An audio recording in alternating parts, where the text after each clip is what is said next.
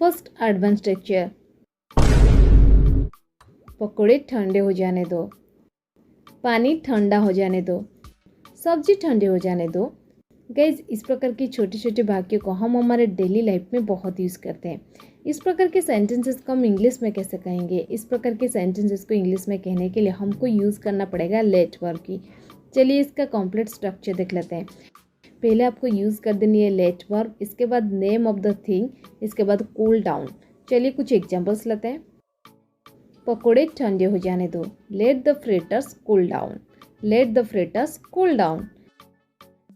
पानी ठंडा हो जाने दो, let the water cool down, let the water cool down.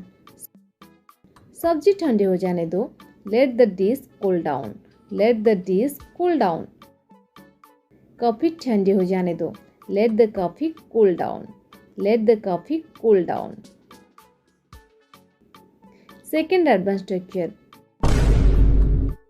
चाय पीने में कैसी है? सब्जी खाने में कैसी थी? खाना खाने में कैसा है?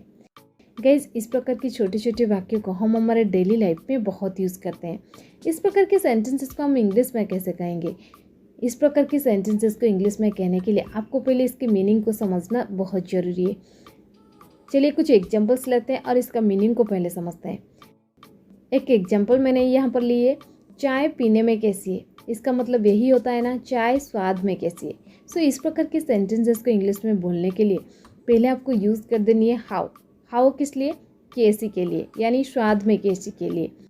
इसके बाद आपको यूज़ कर देनी है डू, डॉज या फिर डिड, इसके बाद सब्जेक्ट, इसके बाद टेस्ट लाइक। चलिए कुछ एग्जांपल्स लेते हैं ताकि आपको और अच्छे से क्लियर हो जाए।